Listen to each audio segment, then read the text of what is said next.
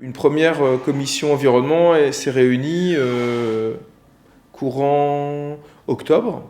Et à partir de là, il y a eu un premier temps de réunion avec cette commission, un deuxième temps.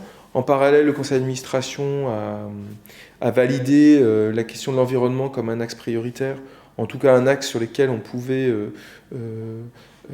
aller avec les animateurs et les administrateurs. Et il a été décidé, après un conseil d'administration, de mettre en place un certain nombre de journées de sensibilisation auprès des salariés. Le travail est à faire aussi avec les administrateurs. Et systématiquement sont invités sur ces réunions aussi les associations membres, si elles veulent rentrer dans cette dynamique, et les personnes du siège. L'idée, c'est de sensibiliser. Donc, ce matin, il y a eu des explications un peu techniques, un peu politiques sur la question de l'environnement. Cet après-midi, il y a différents ateliers plutôt pratico-pratiques sur lesquels les animateurs vont pouvoir découvrir, partager des expériences et s'approprier des choses pour les ramener vers leur territoire. Et dans un second temps, ou en parallèle, est mis en place un diagnostic, de manière à ce que on puisse voir ce qui se fait sur la Fédé, parce qu'on sait bien qu'on ne part pas de zéro.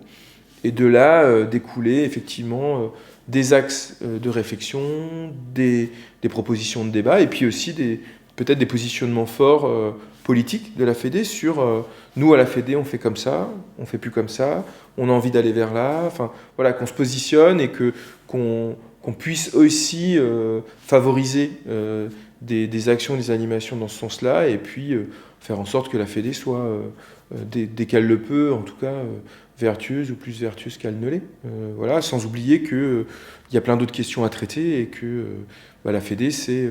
voilà. Mais à partir du moment où on prendra cet axe comme quelque chose d'un fil conducteur et non pas comme une action en plus, je pense que alors ça sera rentré dans les mentalités et que du coup c'est juste un savoir-être, même plus qu'un savoir-faire. Et du coup, on ne demande pas aux animateurs qui se transforment en animateurs nature, on demande juste aux animateurs, aux gens du siège, aux administrateurs, nous les premiers, d'être respectueux de ce qui se fait, de la nature, et puis d'être dans des bons comportements par rapport à ça.